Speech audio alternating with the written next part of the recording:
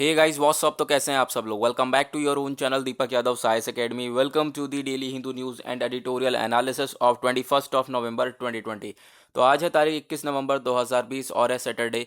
देखेंगे आज का the Hindu complete newspaper. The Hindu complete newspaper को एनालाइज करेंगे। और गाइस अगर आपको इस लेक्चर की पीडीएफ चाहिए और ये कंप्लीट द हिंदू न्यूज़पेपर चाहिए तो आपको करना क्या है, डाउनलोड करना है टेलीग्राम और फिर सर्च बॉक्स में टाइप करना Deepak Yadav IAS academy. As you can see आप लोग को ये चैनल मिल जाएगा। नहीं मिलता है चैनल कोई बात नहीं, इस चैनल का लिंक जो है आप लोगों को डिस्क्रिप्शन बॉक्स में दे दिया है। तो डिस्क्रिप्शन बॉक्स में जाओ, लिंक को क्लिक करो और जाकर इस चैनल को ज्वाइन कर लो, क्योंकि यहाँ पे आपको डेली बेसिस पे द हिंदू न्यूज़पेपर प्रोवाइड कर दिया जाता है। साथ ही साथ जो हमारे न्यूज़पेपर में करंट अफेयर्स आते हैं उसका बैकग्राउंड पोर्शन भी यहाँ पे आपको प्रोवाइड करवाने की पूरी कोशिश रहती है। नाउ आगे बढ़ते हैं।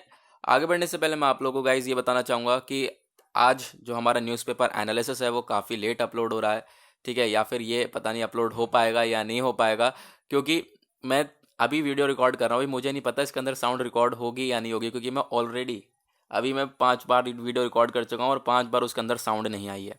ठीक है, पता नहीं क्या इशू हो रहा है। और ये मैं 6th बार वीडियो रिकॉर्ड कर रहा हूँ। मैंने अभी कुछ यहाँ पे सेटिंग्स वगैरह करी हैं, शायद मुझे लग रहा है इस बार रिकॉर्ड हो जाए। तो देखते हैं अभी क्या होता है। फिर वीडियो रिकॉर्ड हो जाती है, फिर उसके बाद देखेंगे साउंड आती है या नहीं आती है। तो इसी वजह से अपना एनालिसिस लेट हो चुका है आज का। ओके, तो देखते हैं क्या होता है। अगर अब तो मन ही नहीं कर रहा है इसके बाद रिकॉर्ड करने का। ओके, तो अगर रिकॉर्ड हो जाती है इसके अंदर साउंड तो मैं अपलोड कर दूंगा इस वीडियो को। नाउ देखो, हमेशा की तरह कुछ क्वेश्चंस को लेंगे। और आज तो वैसे भी दिमाग खराब हो रहा है, एक छोटा सा क्वेश्चन ले रहे हैं और एक ही क्वेश्चन लेंगे। यहाँ पर आप लोगों को मैप में जाकर देखना है युगांडा को। ठीक है, मैप में जाके युगांडा को देखना और युगांडा की जो नेबरिंग कंट्रीज़ हैं उन सारी नेबरिंग कंट्रीज़ का नाम जो है नीचे कमेंट सेक्शन में लिख देना, जिससे मुझे पता चल जाएगा आपने युगांडा को जाकर मैप में देख लिया है। नाउ देखो, यहाँ पर सबसे पहला आर्टिकल किस चीज़ के बारे में है। सबसे पहला आर्टिकल पेज नंबर 1 पे हमारा ये आर्टिकल है। यहाँ पे बोला जा रहा है जैश ए मोहम्मद, समझते होंगे आप कौन। ठीक है, तो ये जैश का हम लोगों ने थोड़ा डेमोक्रेटिक एक्सरसाइज, मिलिटेंट एक्सरसाइज देखी है जम्मू कश्मीर में। ठीक है, जम्मू कश्मीर में इनकी हरकतें देखने को मिली, तो उसको देखते हुए हमारी जो आर्मी है, हमारे जवान है, उन्होंने उन्होंने इन्हें उठा के वापस अपनी जगह पर फेंक दिया है। ठीक है, तो यहाँ पर उसी के रिगार्डिंग बात करी जा रही है कि जो हमारी सिक्योरिटी फोर्सेस है वो, इन्होंने एक बार और बता दिया है कि भाई वो सबसे ऊपर हैं। ठीक है, और कुछ भी ऐसा हो जाए हम पीछे हटने वाले नहीं हैं, हम उठा के वापस उनके जहाँ पर उनका जगह है वहीं पर फेंकेंगे उन्हें। ठीक है, तो फिर उसी के रिगार्डिंग इस आर्टिकल में बोला गया है और इतना कुछ इंपॉर्टेंट आपके लिए इस आर्टिकल में है नहीं। और आपको पता होगा भी, हमने परसों या कल आर्टिकल डिस्कस किया था हाफिज़ सईद का। ठीक है, उसे भी 10 साल की अभी जेल हो चुकी है ना। तो कनेक्ट कर सकते हो आप यहाँ पर उसे। नाउ नेक्स्ट आर्टिकल की बात करते हैं हम लोग। नेक्स्ट आर्टिकल यहाँ पर एक छोटा सा आर्टिकल ये नज़र आएगा। देखो, काफ़ी ज़्यादा न्यूज़ में था। क्या न्यूज़ में था कि चाइना जो है अपनी एक विलेज बना रहा है भूटान में। ठीक है, ऐसा काफ़ी ज़्यादा न्यूज़ में था, आप लोगों ने आउटलेट्स वगैरह देखे होंगे, बहुत ज़्यादा था न्यूज़ में। तो यहाँ पर उसको देखते हुए भूटान ने बोला कोई ऐसा कुछ नहीं है कि चाइना कोई अपनी विलेज वगैरह नहीं बना रहा है। ठीक है, तो पहले यहाँ पर काफ़ी ज़्यादा यही सारी चीज़ें न्यूज़ में फैल रही थी, बट इसको अब करेक्ट कर दिया गया है। भूटान ने खुद बोला कि भाई जो ये रिपोर्ट है, ये कंस्ट्रक्शन ऑफ चाइनीज़ विलेज की जो सारी रिपोर्ट थी कि भूटान के अंदर अपना विलेज बना रहा है चाइना, ये सब इनकरेक्ट हैं। भूटान ने खुद बोला है ऐसा। ओके, नाउ आगे बढ़े। और यहाँ पे आप लोग देख सकते हो, ये इंपॉर्टेंट तो है नहीं, बट यहाँ पे आप लोग देख सकते हो पुलिस ने 26 करोड़ रुपए का कोविड-19 रिलेटेड फाइन कलेक्ट किया है। ओके, आप अंदाजा लगा सकते हो दिल्ली पुलिस ने 26 करोड़ रुपए का यहाँ पे आप कह सकते हो कि फाइन। तो मतलब फाइन किस चीज़ के ऊपर था कि लोग अगर मास्क नहीं पहन रहे हैं तो, ठीक है, बाकी और बार जो हमारे सोशल डिस्टेंसिंग वाले रूल्स फॉलो अप नहीं कर रहे हैं, तो कोविड-19 वाले रूल्स फॉलो अप नहीं कर रहे हैं, तो इसके रिगार्डिंग फाइन चार्ज किया गया था। और फाइन से 26 करोड़ रुपए इकट्ठे हुए हैं। वाह, क्या बढ़िया है ना। हो आगे बढ़ते हैं। उसके बाद आते हैं पेज नंबर 2 के ऊपर। पेज नंबर 2 में कुछ हमारे लिए इतना इंपॉर्टेंट है नहीं यहाँ पे कुछ पढ़ने लायक। पेज नंबर 3 पे यहाँ पर आप लोगों को ये दिखेगा, यहाँ पे ये एक आर्टिकल नज़र आ रहा है कि जो दिल्ली है उसके अंदर कोल्डेस्ट नवंबर नाइट देखने को मिली फ्राइडे को। ठीक है, जो हमारा फ्राइडे है, कल का दिन जो गुजरा है हमारा, जो कल की रात थी वो बहुत ही ज़्यादा कोल्डेस्ट थी। वहाँ पे बहुत ज़्यादा ठंड थी कल की रात में, और ऐसी पिछले 14 साल में इतनी विकट ठंड नहीं हुई। इतनी ज़्यादा ठंड पड़ी थी कल की रात में, ऐसा यहाँ पे बोला गया। ठीक है, ऐसा यहाँ पे मेजर करा गया है। ओके, नाउ उसके बाद ये भी बोला गया कि जो एयर क्वालिटी है वो अभी भी पुअर कंडीशन में ही है। ओके, एयर क्वालिटी जो है दिल्ली की वो पुअर कंडीशन में, ठंड विकट तरीके से पड़ रही है, कोविड-19 केसेस लगातार बढ़ रहे हैं। तो आप समझ सकते हो दिल्ली में क्या सिचुएशन हो रही है आज के टाइम पर। ओके, नाउ यहाँ पे एक क्वेश्चन उठ जाता है कि जो ये एयर क्वालिटी है ये कौन मेजर करता है? एयर क्वालिटी इंडेक्स, है ना? या रट लो ये सारी चीज़ें, क्योंकि ये बहुत इंपॉर्टेंट है। इस बार तो हो गए 2 महीने से ये न्यूज़ में ही है। तो ये एयर क्वालिटी इंडेक्स क्या है, सफ़र क्या है, ये चीज़ें रट लो, काफ़ी बार पढ़ा चुका हूँ। जो नए व्यूअर हैं वो जाएँ टेलीग्राम पर, टेलीग्राम का लिंक आप लोगों को डिस्क्रिप्शन बॉक्स में दे दिया है। तो वहाँ पर आप लोगों को डिटेल में समझा रखा है AQI के बारे में और सफ़र के बारे में। ठीक है, बेसिकली मैं यहाँ पे बता देता हूँ एयर क्वालिटी इंडेक्स होता क्या है। एयर क्वालिटी इंडेक्स में काफ़ी सारे कलर इंडिकेशन होते हैं। ठीक है, ये डेली बेसिस पे यहाँ पे कंडक्ट कराया जाता है एयर क्वालिटी इंडेक्स। इसमें यहाँ पर ये मेजर करता है कि जो हवा है, एयर है, उसके अंदर कितने सारे केमिकल सब्सटेंसेस हैं, कितने सारे पॉल्यूटेंट्स हैं, उन सबको मेजर करता है और उसके बाद बताता है कि भाई जो हवा है ये एक सेटिस्फैक्ट्री कैटेगरी में आती है या गुड कैटेगरी में आती है या पुअर कैटेगरी में आती है या सीवर कैटेगरी में आती है। ठीक है, तो red colour, yellow colour, green colour, इन सभी का इंडिकेशन देता है। तो अगर रेड कलर का इंडिकेशन मिल जाता है तो वो एयर काफ़ी ज़्यादा खतरनाक है आपके और मेरे लिए, सभी के लिए। ठीक है, हमारी बॉडी को बहुत बुरा नुकसान पहुंचाएगी, क्योंकि उसके अंदर ऑलरेडी बहुत सारे टॉक्सिक गैसेस, बहुत सारे हार्मफुल गैसेस प्रेजेंट हैं जो कि हमारी बॉडी को, हमारे ऑर्गन्स को डिस्ट्रॉय कर देंगे। ओके, नाउ आगे बढ़ते हैं। उसके बाद पेज नंबर 8 पे आप लोग को यहाँ पे आर्टिकल्स देखने को मिलेंगे। ये आर्टिकल बिल्कुल हमने अभी डिस्कस किया है। पेज नंबर 1 पे बिल्कुल सेम आर्टिकल है ये। ठीक है, कि जैश की यहाँ पे हम लोगों को हरकतें देखने को मिली पाकिस्तान वालों की, तो हम लोगों ने अपना खुद जो करना था हम लोगों ने अपना खुद स्टेप उठाया। ओके, ना उसके बाद यहाँ पे और कुछ इतना इम्पोर्टेंट तो दिख नहीं रहा है, क्योंकि ये सारे पढ़े हुए आर्टिकल्स हैं। ठीक है, नाउ यहाँ पर आप लोगों को एक छोटा सा, हाँ ये चीज़ दिख रही है, ये वर्ड दिख रहा है, ये आर्टिकल तो नहीं बट ये चीज़ देख रहे हो, ये एक इम्पॉर्टेंट है, एनफोर्समेंट डायरेक्टरेट। इसकी फुल फॉर्म क्या है? Enforcement directorate. ये एक बहुत ही इंपॉर्टेंट बॉडी है, इसके बारे में मैंने काफ़ी बार पढ़ाया है। तो आपके लिए एक तो मैंने क्वेश्चन दे दिया, कौन सा? युगांडा। युगांडा को आप लोगों को मैप में देखना है। सेकंड क्वेश्चन आप लोगों का यहीं से बन जाता है, एनफोर्समेंट डायरेक्टरेट के बारे में आप लोग बताओगे, क्योंकि बहुत इजी है, सब लोगों ने पढ़ रखा है। तो क्या है एनफोर्समेंट डायरेक्टरेट, किसके लिए काम करता है, क्या पर्पस है इसका, ठीक है, कौन से केसेस को ये देखता है। ठीक है, तो यहाँ पर ही आप लोगों को बताना है एनफोर्समेंट डायरेक्टरेट के बारे में। ना आगे बढ़ते हैं, और कुछ खास इतने आर्टिकल्स हैं नहीं। सैटरडे है, सैटरडे में वैसे भी एडिटोरियल भी कम आते हैं, क्योंकि दूसरा पेज खाली आता है। ठीक है, दूसरे पेज पे इतने इंपॉर्टेंट आर्टिकल्स आते नहीं है। नाउ यहाँ पे एक आर्टिकल ये नजर आएगा, exercise Malabar comes to an end. देखो, मालाबार एक्सरसाइज आप लोगों को पता है कंडक्ट कराई गई थी, और ये मालाबार एक्सरसाइज कौन सी कंट्रीज के बीच में होती है? क्वाड कंट्रीज के बीच में। क्वाड में कौन कौन सी कंट्रीज हैं? बहुत इंपॉर्टेंट है, क्वाड भी इस बार बहुत न्यूज में है। क्वाड में एक इंडिया है, दूसरा ऑस्ट्रेलिया आ गया इस बार, उसके बाद USA आ गया और जापान। ये चारों कंट्रीज़ हैं, ये चारों कंट्रीज़ मिलकर मालाबार एक्सरसाइज को कंडक्ट कराया गया है इनके द्वारा, और ये चारों कंट्रीज क्वाड के अंदर में आती हैं। ऑस्ट्रेलिया पहले मालाबार एक्सरसाइज में नहीं था। ठीक है, 2007 के बाद 2013 में यहाँ पर आप नहीं देखोगे, मालाबार एक्सरसाइज में आ ही नहीं रहा था। क्यों? क्योंकि चाइना की वजह से, चाइना से कॉन्फ्लिक्ट्स रहते थे। चाइना नहीं चाहता था यहाँ पर कि हम ये चारों की चारों कंट्रीज इकट्ठी हो एक साथ, लेकिन इस बार ऑस्ट्रेलिया ऐड हुआ, और इस बार यहाँ पे ऑस्ट्रेलिया के साथ मिलकर इन चारों के बीच में मालाबार एक्सरसाइज कंडक्ट कराई गई। ओके, तो मालाबार एक्सरसाइज कहाँ पे हुई थी आपको पता है? क्यों क्यों करवाई गई थी? कि भाई जो हमारा आप कह सकते हो इंडो पैसिफिक रीजन है, ठीक है, वहाँ पर एक हम लोग सिक्योरिटी मेंटेन करके रख सके। क्योंकि हम लोग क्या देखते हैं, इंडो पैसिफिक जो रीजन है वहाँ पर चाइना का काफ़ी ज़्यादा एग्रेशन देखने को मिलता है। चाइना तो कोशिश अपनी ये करता है कि भाई उसे सारी टेरिटरी मिल जाए। ठीक है, कोशिश तो उसकी यही रहती है कि भाई वो सभी कुछ कब्जा ले, अपने एरिया को और बड़ा कर ले। हमेशा से उसकी कोशिश रही है। अभी देखोगे आपने अक्साई चीन वाला एरिया को कब्जा रखा है इंडिया के, है ना, और बहुत सारे एरियाज़ हैं। ठीक है, तो कोशिश उसकी यही रहती है कि भाई मैं अपनी टेरिटरी को बड़ा करता रहूँ, मैं ही सबसे बड़ा एक सुप्रीम कंट्री जो है वो मैं ही बन जाऊँ। ओके, तो ऐसा कोई होने नहीं देगा, ऐसे ऑब्वियस सी बात है, कोई नहीं होने देगा। तो यहाँ पर अपना एग्रेशन दिखाता है इंडो पैसिफिक रीजन में, तो फिर उसको देखते हुए हमने क्वाड बनाया, क्वाड ग्रुप बनाया, और क्वाड ग्रुप बनाकर फिर मालाबार एक्सरसाइजेज है।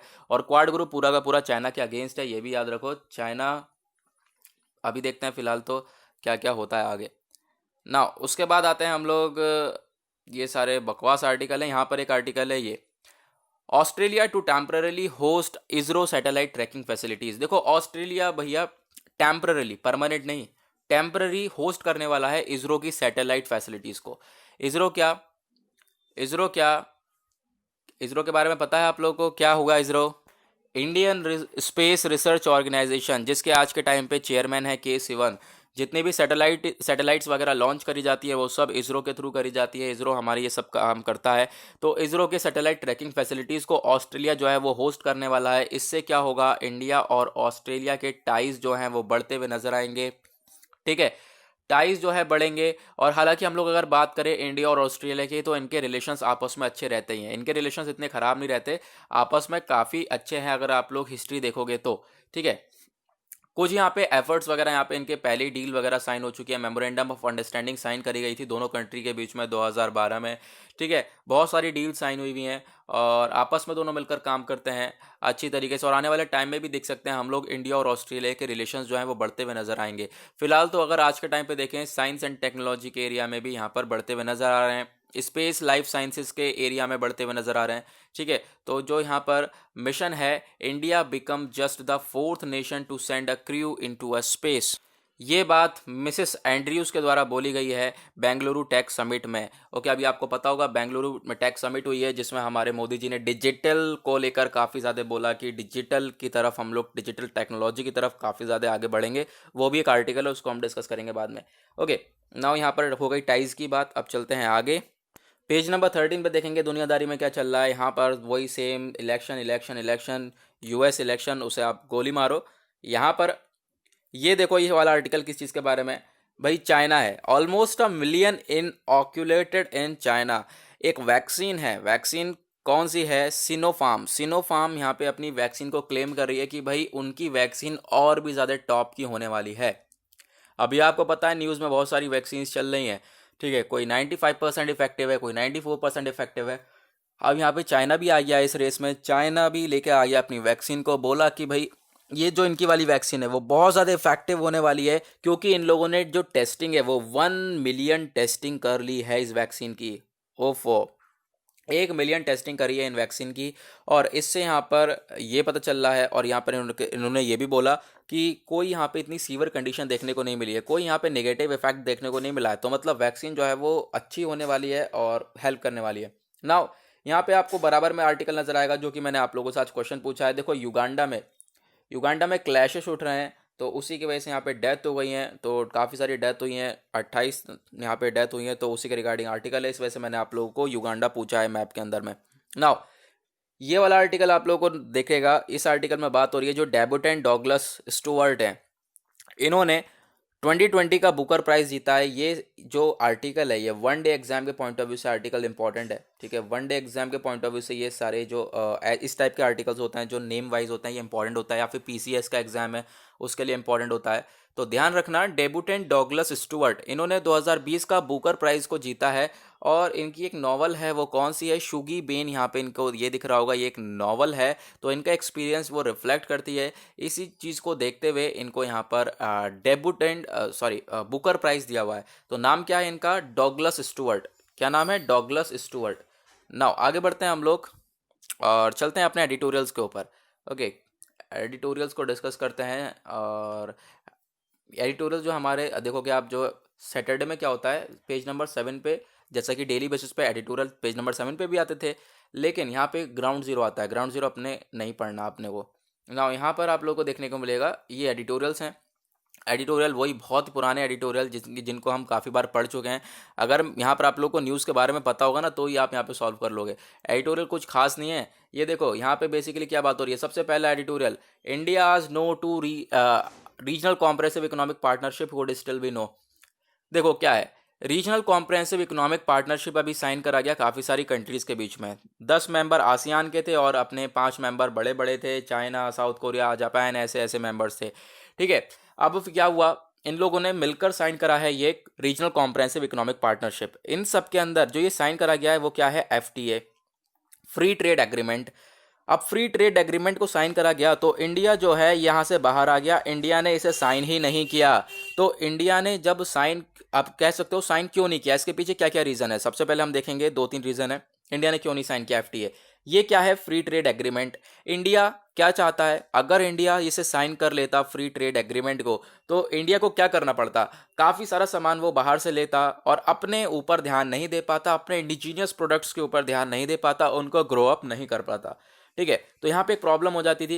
और दूसरी बात, इंडिया भी लेके चल रहा है अपना आत्मनिर्भर भारत इनिशिएटिव। ठीक है, तो आत्मनिर्भर भारत इनिशिएटिव में कि भाई हम अपने प्रोडक्ट्स को ग्रो अप करें, तो उसको देखते हुए इंडिया ने सोचा कि भाई हमें तो लॉस होना ही होना है पक्का।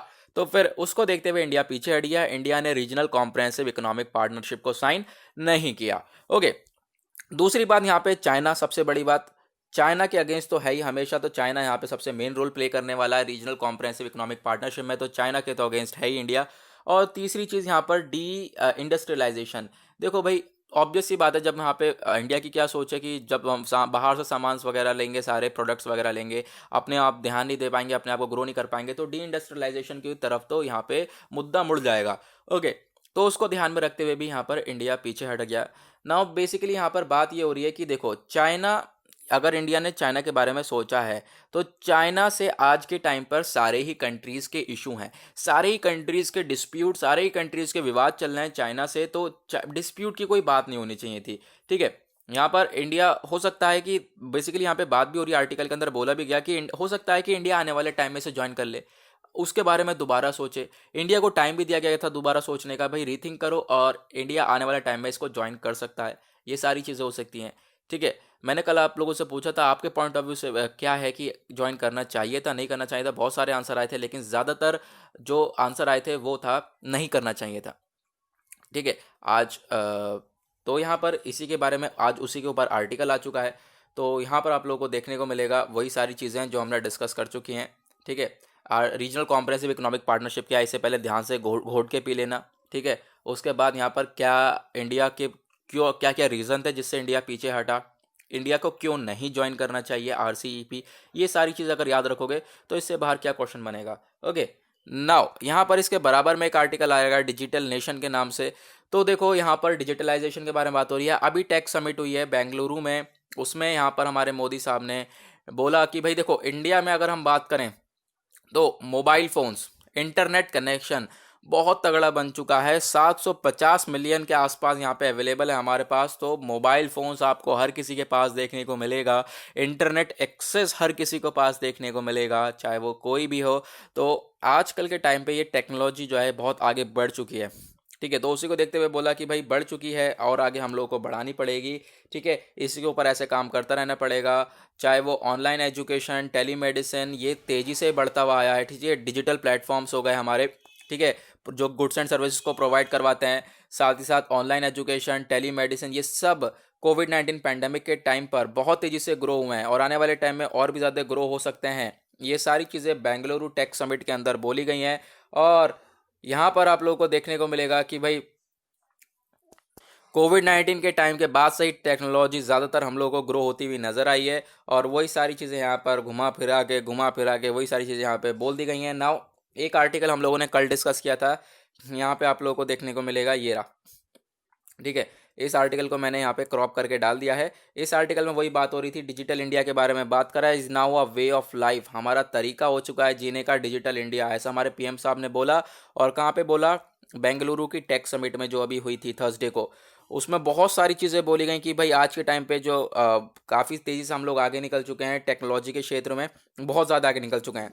और वहाँ पे समिट में ऑस्ट्रेलिया की प्राइम मिनिस्टर के साथ, जो स्कॉट मॉरिसन है ऑस्ट्रेलिया के प्राइम मिनिस्टर, उनके साथ यहाँ पे बातें बोली गई। उन बोला गया कि ऑस्ट्रेलिया और इंडिया मिलकर काफ़ी अच्छा काम करेंगे। ऑस्ट्रेलिया और इंडिया मिलकर काम कर रहे हैं स्पेस रिसर्च में, critical minerals, 5G, artificial intelligence, और ऐसे ही आगे भी काम करते रहेंगे। अब देखो, एक बहुत अच्छी चीज़ है, जैसे जैसे टेक्नोलॉजी ग्रो होती है, जैसे जैसे टेक्नोलॉजी आगे बढ़ती है, वैसे वैसे डेटा का भी खतरा होता है कि भाई डेटा है ना, और उसके थ्रू हम लोग क्या देख सकते हैं, साइबर क्राइम, साइबर क्राइम भी बहुत ज़्यादा देखे जाते हैं। जैसे जैसे टेक्नोलॉजी ग्रो होगी, साइबर क्राइम भी ज़्यादा देखने को मिलेंगे, तो उसके लिए हम लोग साइबर सिक्योरिटी के ऊपर काम करेंगे। यहाँ पे बोला भी गया इनके द्वारा कि साइबर सिक्योरिटी के ऊपर हम लोग काम कर रहे हैं, और आने वाले टाइम में और ज़्यादा अच्छी तरीके से हम लोग काम करने वाले हैं साइबर सिक्योरिटी के ऊपर, जिससे कि जो हमारी टेक्नोलॉजी की तरफ हम लोग आगे तेज़ी से बढ़ रहे हैं, उसमें कोई किसी का घाटा ना हो। ओके, नाउ ये हुआ आर्टिकल ख़त्म। दो आर्टिकल थे, दोनों पढ़े हुए थे। ये आर्टिकल देखोगे, ये आर्टिकल कुछ खास नहीं है, इसमें बस खाली आपको कुछ अपना समझना है। क्या समझना है कि देखो, काफ़ी सारे गोल्स होते हैं, स्कीम्स होती हैं, ये जो कंट्रीज़ के होते हैं जो कि अचीव करना होता है। तो उन सबको अचीव करने के लिए एक उनका बहुत अच्छा तरीके से उन्हें एनालिसिस करना पड़ता है, ठीक है, उनके ऊपर रिसर्च करना पड़ता है, उनका सही एकदम डेटा होना चाहिए, तो सर्वे होना चाहिए। तो यही सब चीज़ें यहाँ पे बोली गई हैं कि भाई जो एसडीजीज़ हैं, सस्टेनेबल डेवलपमेंट गोल है 5.4 वाला, ठीक है, सस्टेनेबल डेवलपमेंट गोल 5.4 या फिर आईएलओ का रिजोल्यूशन हो, तो इसी के रिगार्डिंग बात करी गई कि भाई जो गोल्स हैं हमारे, हम काफ़ी सारे हम लोगों ने गोल सेटअप कर रखे हैं। सस्टेनेबल डेवलपमेंट गोल 17 गोल है हमारे, तो इनको हम लोग कैसे अचीव कर सकते हैं। अचीव करने के लिए सबसे पहले हम लोग को एनालिसिस पूरी तरह से करना पड़ेगा, टाइम यूज सर्वे चाहिए, बहुत सारी चीज़ें चाहिए हम लोग को जिससे कि हम लोग इनको अचीव कर सकें। अगर सस्टेनेबल डेवलपमेंट गोल हमारे 17 गोल हैं, इसमें बात करें काफ़ी सारे गोल में इंडिया जो है वो पीछे रह गया है आज के टाइम पर। नाउ डिटेल में देखते हैं ये सस्टेनेबल डेवलपमेंट गोल है कौन कौन से। यहाँ पे आप लोगों को टेलीग्राम पे एक पिक्चर दिखेगी, यहाँ पे नज़र आएगा, देखो ये 17 सस्टेनेबल डेवलपमेंट गोल्स ये हैं, ठीक है। सबसे पहला है नो पॉवर्टी। हर कंट्री का गोल है कि भाई कोई गरीबी ना हो उनकी कंट्री में, कोई भुखमरी ना हो, हेल्थ वगैरह अच्छी हो, quality education, gender equality, clean water मिले सबको, अफोर्डेबल और क्लीन एनर्जी हो, डिसेंट वर्क और इकोनॉमिक ग्रोथ हो कंपनी की, कंट्री की, इंडस्ट्री इनोवेशंस देखने को मिले, इंफ्रास्ट्रक्चर अच्छा हो, इनक्वालिटीज़ कम हो जाएं, सस्टेनेबल सिटीज़ हो, ठीक है, रिस्पॉन्सिबल कंजम्पशन और प्रोडक्शन हो, क्लाइमेट एक्शन लिया जाए, लाइफ बिलो वाटर अच्छी हो, लाइफ ऑन लैंड अच्छा हो, piece justice and strong institutions हों, पार्टनरशिप हो गोल्स के लिए। तो ये सारे हमारे 17 के 17 सस्टेनेबल डेवलपमेंट गोल्स हैं जिनकी ये सारे गोल्स सारी कंट्री सेटअप कर रही हैं कि भाई उनकी कंट्री आगे निकल जाए और 2030 तक ये सारे गोल्स अचीव कर लें। बट इंडिया इसमें काफ़ी काफ़ी सारे गोल्स में पीछे है, तो उसके ऊपर बात हो रही है कि अगर जब तक हम लोग सही से एनालिसिस नहीं कर पाएंगे तब तक इन गोल्स को अचीव नहीं कर पाएंगे। ओके, तो सिंपल सा था, यहाँ पर इतना कुछ यहाँ पे खास आर्टिकल है नहीं ये वाला। ओके, तो आप सस्टेनेबल डेवलपमेंट गोल जो एक कॉन्सेप्ट था यहाँ पे वो इंपॉर्टेंट था, वो मैंने आप लोगों को बता दिया है। आई होप आप लोगों को मज़ा आया होगा। यहाँ पे होता है हमारा द हिंदू न्यूज़ एनालिसिस पूरी तरह से समाप्त। और गाइस जो ये थोड़ा सा लेट अपलोड हुआ है उसके लिए बहुत बहुत सॉरी। अगर यहाँ पे लेट अपलोड होता है तो लेट अपलोड हुआ है कह रहा हूँ, अभी मुझे पता ही नहीं इसके अंदर साउंड रिकॉर्ड हो रही है या नहीं। ओके, देखेंगे। आई होप इसके अंदर साउंड रिकॉर्ड हो रही हो, क्योंकि उसके बाद तो हिम्मत नहीं होगी, मैं ये छठी बार वीडियो रिकॉर्ड कर रहा हूँ। तो आज के लिए बस इतना ही, मिलेंगे आप लोगों से कल। आज के लिए bye bye, have a nice day.